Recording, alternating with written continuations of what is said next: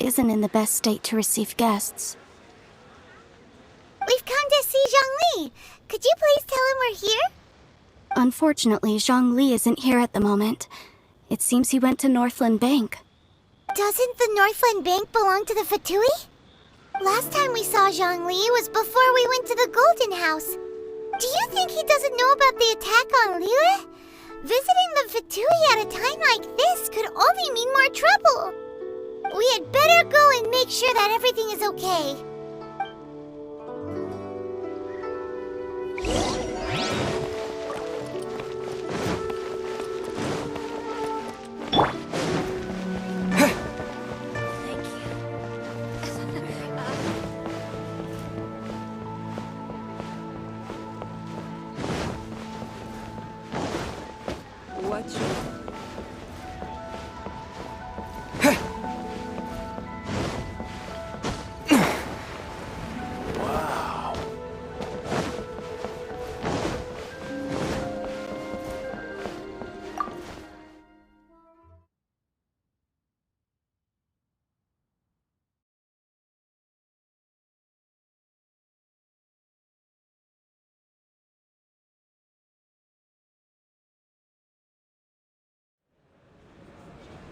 You call this cooperation between Harbingers?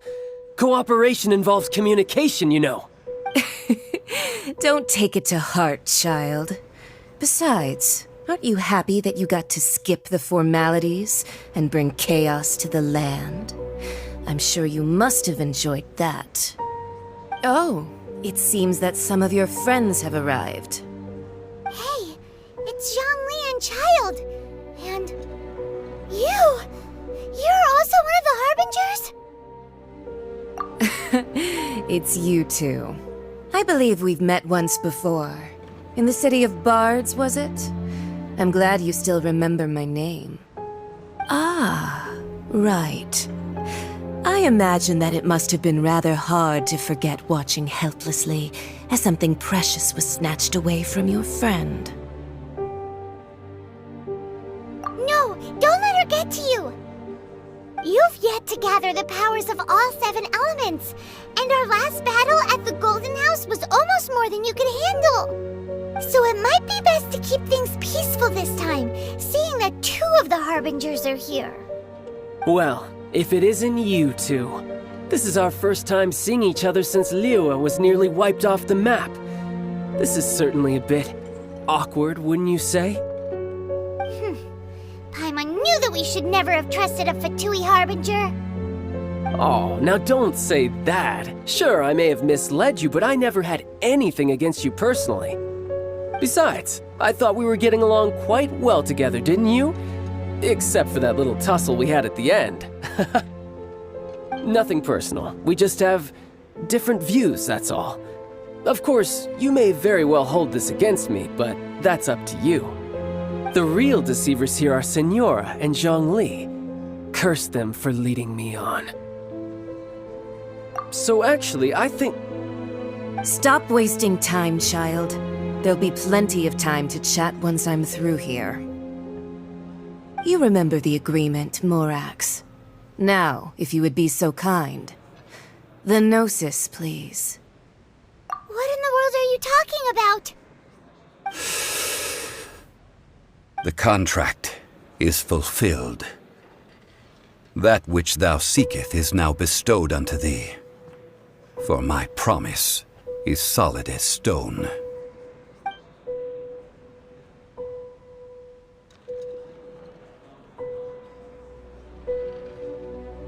How sanctimonious.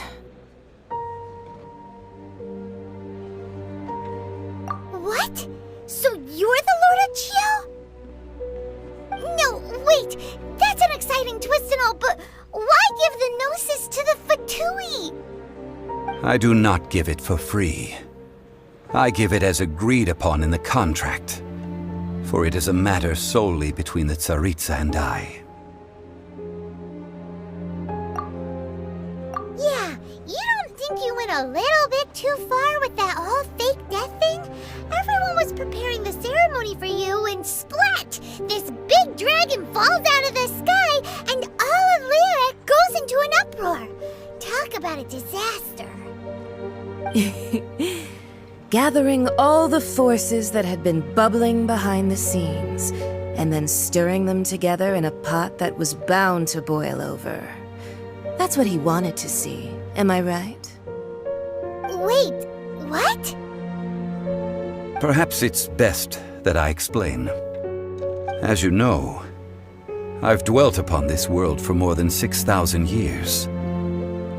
I witnessed the founding of Liyue, together with the Adepti 3,700 years ago. Even boulders that can withstand whirlpools will erode with the passing of time.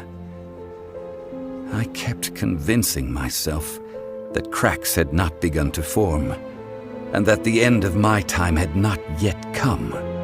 Until one drizzly day, as I was strolling along the harbor, I heard a merchant tell one of his workers, "You've finished your duties. Go ahead and call it a day." I stood motionless among the crowds, asking myself, have I already finished my duties? Oh, Zhongli. But as I began to consider relinquishing my divine role, I soon discovered that many reasons still remained to not hastily depart. Was Liyue, the city I had dwelt in for so long, already prepared to enter its next age? I decided that a test was needed in order to reveal the answer. So I feigned my own death, and gathered the cast of Child, the Adepti, and the Liyue Qixing to play their roles together on the stage that was Liyue.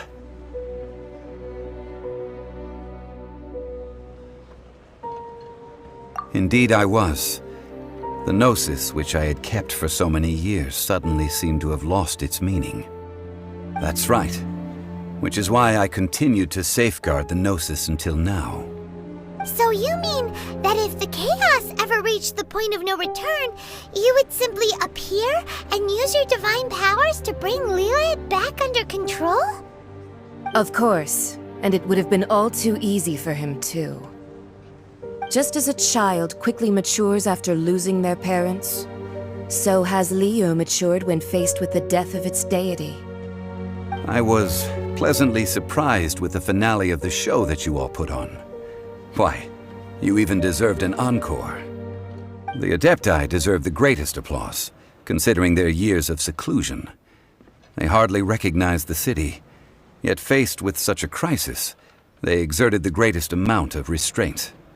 Not only did they manage to cooperate with the Qixing, but in the end, they even tried to understand the heart of the people. And hats off to the emissary dispatched by the Cryo-Archon to fulfill our contract, Signora. She managed to keep everything she knew in strict confidence, far from the eavesdropping ears of her colleague Child, just as I had requested. All the while, I carried on as Zhongli, and fulfilled the traditions of Liyue in this mortal form.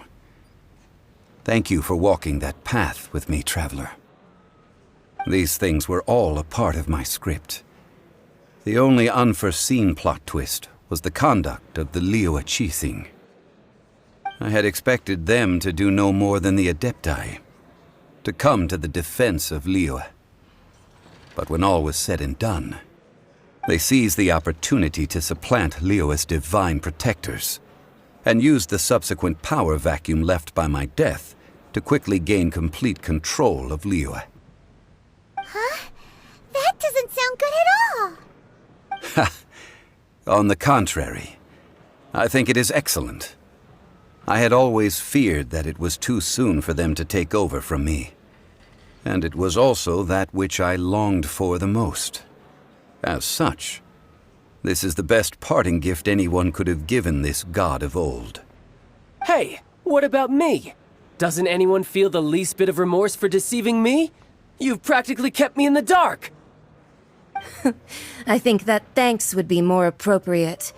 You certainly played no small part in all of this, wreaking havoc and turning the city upside down.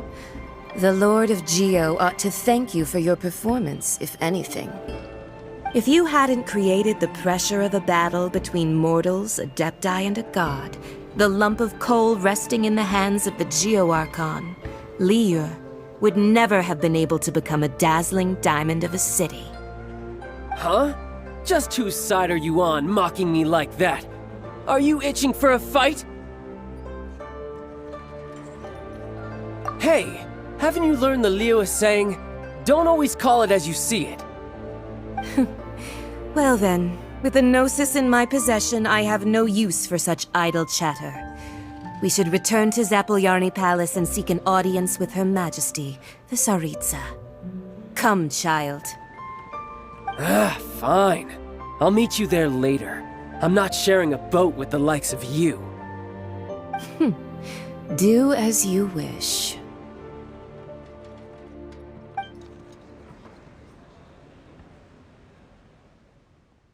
Now then, is there anything else you wish to ask me?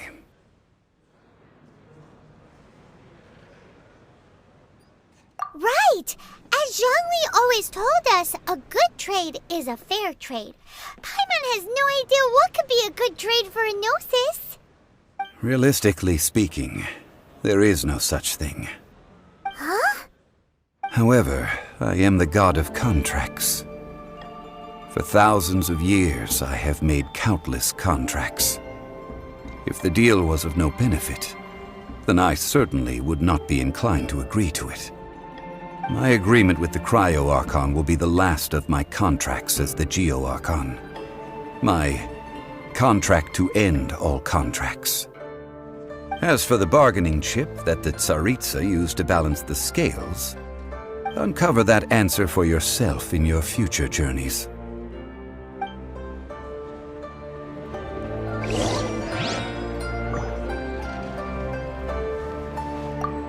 Paimon can't absorb so much information at once. So, Zhongli, what sort of contract did you sign with the Cryo-Archon? Paimon's so curious. One of the clauses of our contract was not to divulge any of its contents. Ugh, you're so petty.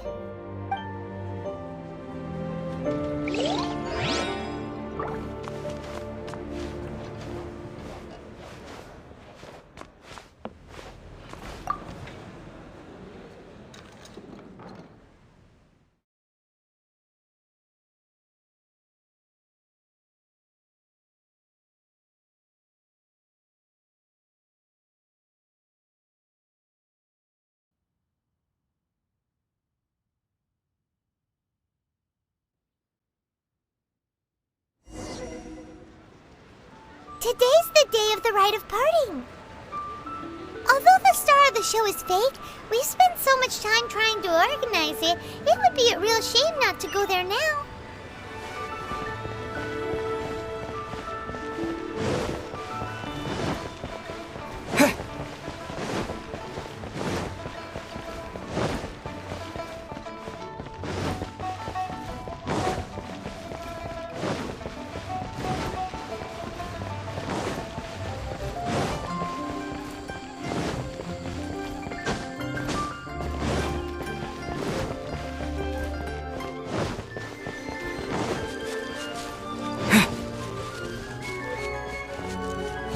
Well, since we're going through with this rite of parting, I guess it means that those rumors hit the nail on the head. So Rex Lapis is really... But they didn't catch the culprit, did they? Oh, come on. Do you think that the assassin could have been a normal person? You know what I think? I don't think any of the gossip on the streets you hear from those shady types is worth anything. There's only one real possibility in my mind. I've heard that the assassin was that Fatui fellow. Youngish, pretty high in rank. I think they called him Child. Fatui? They certainly are very suspicious. Who knows what those greedy, crooked folks... Shh! Lower your voice. If the Fatui catch you in their sights, Rex Lapis won't be around to protect you this time.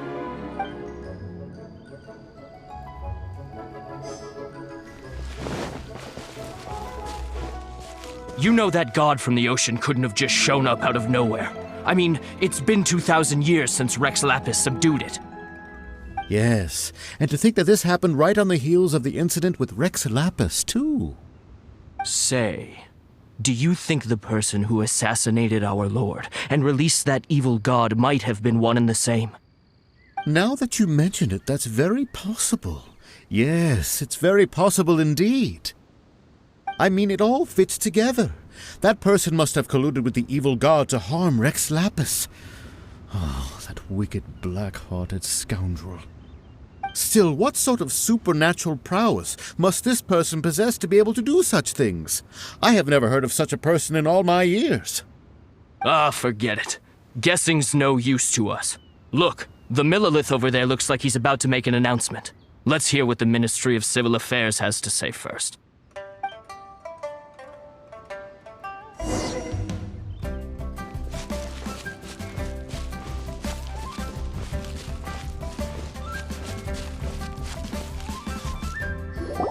Hear ye all! The Qixing's words. Though a dragon soars ageless as the mountains, it too must return to dust. This is common knowledge.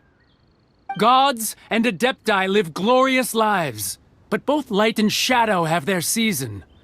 So too must they face divinely appointed trials. Rumors and hearsay abound on the streets that Rex Lapis was murdered. Now, let the truth be revealed. Having been thwarted in his trial, Rex Lapis's soul has recouped the celestial heights.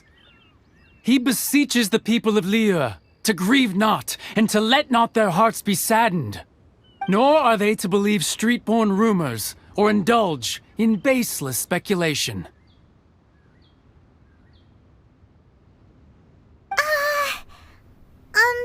Paimon needs a translation on what the Qixing's announcement said.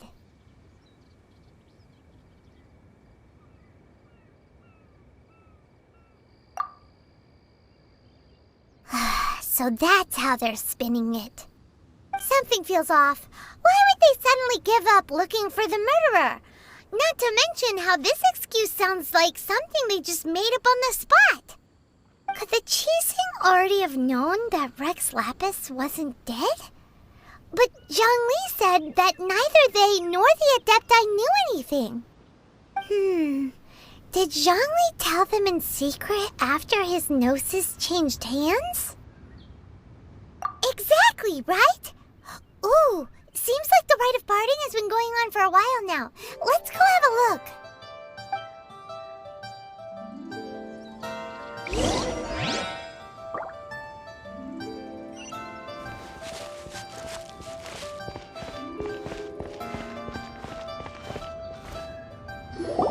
Look, it's Ningguang and Keqing. Are they saying something? Are there speeches over? As said previously, Rex Lapis's soul returning to the heavens is the end of the contract. And it is also the end of an era. 3,700 years of contracts burnt and reduced to ash. We, the people of Liyue, were indeed prosperous. But blinded by our prosperity, we forgot that time can be pitiless. The long, unending dream of our Archon walking among us. Now that we have awoken from our dream, we must learn to say farewell. Will you stand with us as we re-establish our contracts? As we build a new age of prosperity? So concludes the words of Her Eminence the Tianquan. Does Her Eminence the Yuheng have anything to add? Huh? Is she looking this way? Traveler. Yikes! She really is looking our way! Is that the traveler who they say defeated the ancient god? So young. The Liyue Qixing always repay their debts. And as you have heard, our eyes see far and our reach is long. Name your price. You deserve that much. Whoa!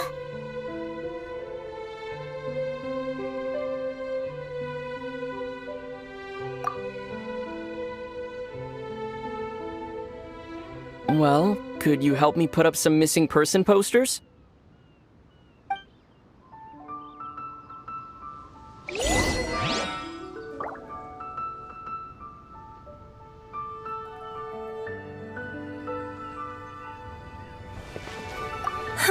And to think I'd put my best perfume on before coming here, thinking you'd like it. But it seems as if those perfumes really were meant to be offered to Rex Lapis. Well, that's fine. Suffer no rivals in love, they say. And that's 3 gone in 1 stroke.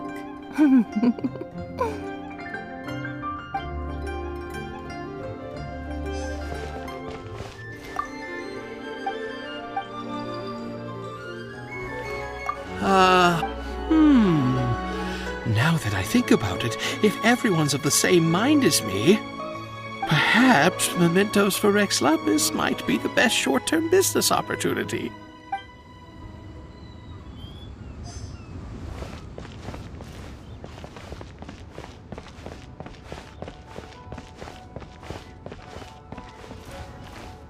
As for the mortals and adepti of Liyue, what shape shall our relationship take from now on?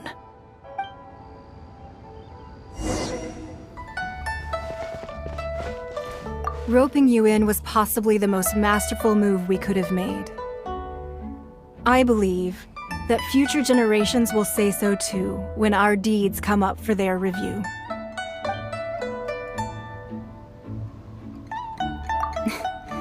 Why, you... Were you just trying to look cool earlier, or are you really that selfless? If you were looking for someone, you could have just told me that in private. The cleanup of the premises, managing the crowds as they exit, making an account of the rite. There's much that remains to be done. I didn't miss anything, did I?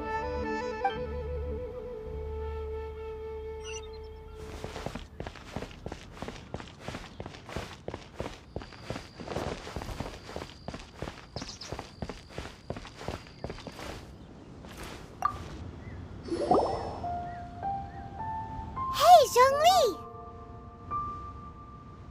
Look at this. Everyone in Liyue is caught up in their emotions, thinking that they'll never see Rex Lapis again. And here you are looking all relaxed.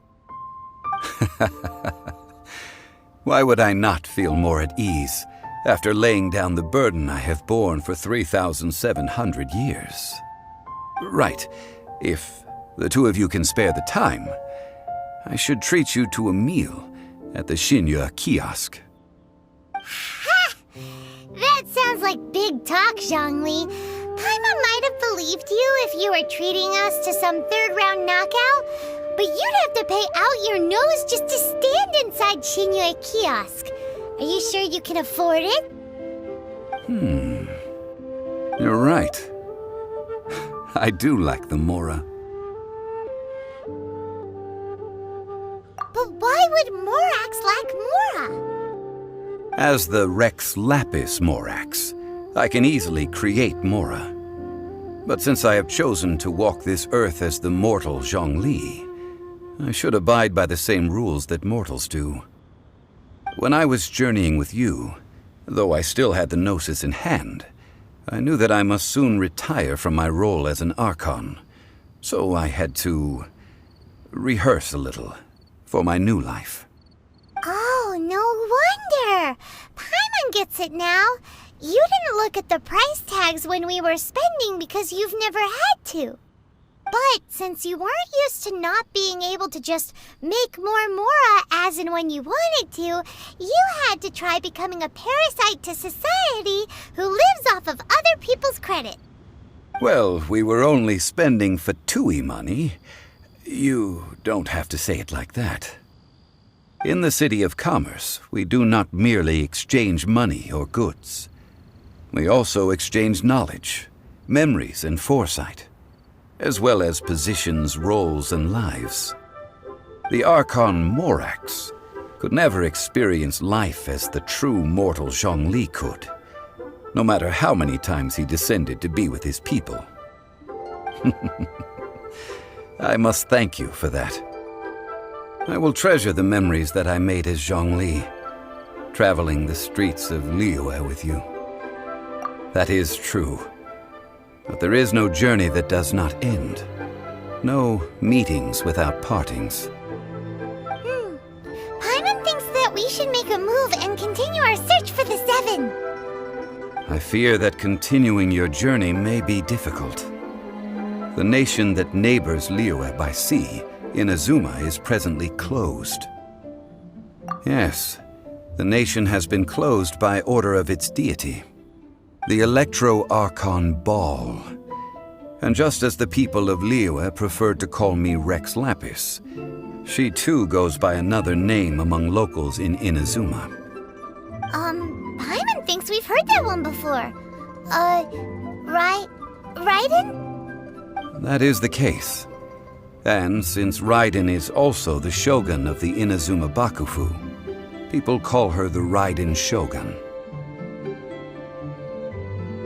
That said, though people at the wharf were saying that the situation in Inazuma is very tense, Paimon doesn't remember that always being the case.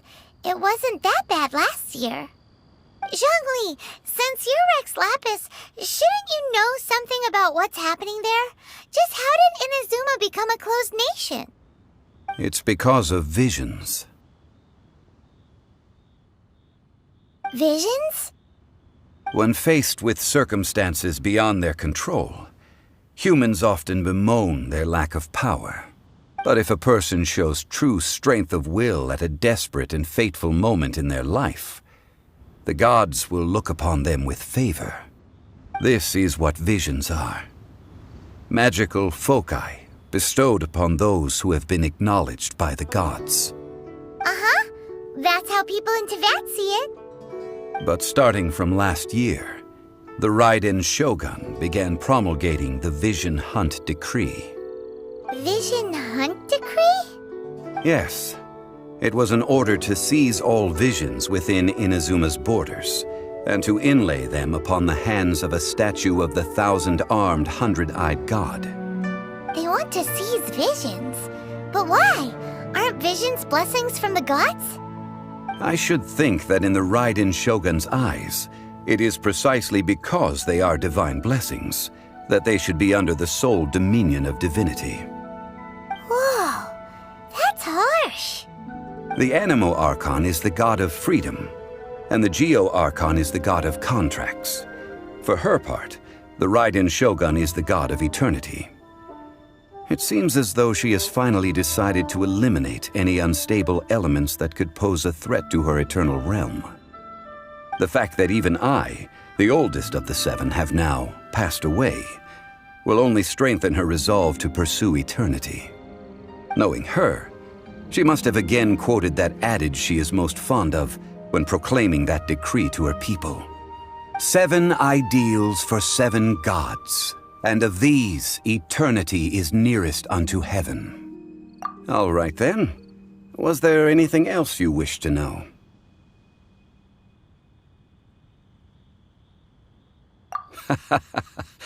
Ah, that was a good one. Failing a divine trial. How they came up with that excuse, I will never know. That said, the reason why the Qixing were so eager to resolve the incident and stop pursuing the culprit was indeed because they received news in secret that Rex Lapis was not dead. I hinted as much to the Adepti as well. How did I accomplish that, you ask? Have you ever heard of this particularly convenient Adepti art known as gifting dreams and visions? All right then. Was there anything else you wished to know? Yeah, about that. Before the Qixing made their announcement, we listened to a lot of people talking on the way. Most of them put the blame for everything on Child. These are indeed false accusations. But it remains undeniably true that Child did send people to the Jade Chamber to prevent the Adepti and the Qixing from defeating the ancient god. I've heard that Ningguang is busy milking that for all it's worth on the foreign relations front at the moment, browbeating the envoys of the Fatui. Those poor Snezhnayan diplomats. If it were not for Child's exalted position as a harbinger, I'm certain that they would have shifted all the blame to him and called for his dismissal by now.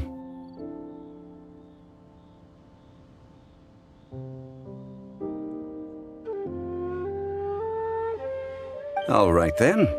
Was there anything else you wish to know? The time of the Adepti has long passed. If even the Liyue Qixing don't want to face that truth, then what future is there for Liyue? Kuching is absolutely right in saying this. Now, though I did laud Ningguang's desire for power, believing this to be a good thing, and thought as a matter of course that she must have been behind the Qixing's plan to take governing power over Liyue from the hands of the gods and Adepti, could the original person who brought up the idea of seizing power have been... All right then. Was there anything else you wish to know? That's right. Zhongli, now that you don't have your gnosis, what's going to happen to all the Mora in Teyvat? Since Morax is dead, are they all just gonna disappear? Also, isn't the Golden House the only mint in the entire continent? Will it even continue to work? The Mora present now will not vanish. But the Golden House will indeed have to cease operations for a lengthy period of time, since creating Mora requires the use of the Geo-Archon's power. This is terrible! We're all about to run out of Mora! The world is coming to an end! Yes, this is indeed a major issue from a financial standpoint. Well, I suppose we'll just leave such troublesome matters to the Liyue Qixing to debate. Then, did you at least set some private funds aside for yourself? Oh, a private fund. This does seem like a good, logical, common-sense idea. It's a shame. What's a shame? It's a shame that I didn't think of it at the time. All right then. Was there anything else you wish to know? Well then, I suppose you'll have to find a way to get inside this closed nation. Have patience. I suspect that some serendipity must first come into play.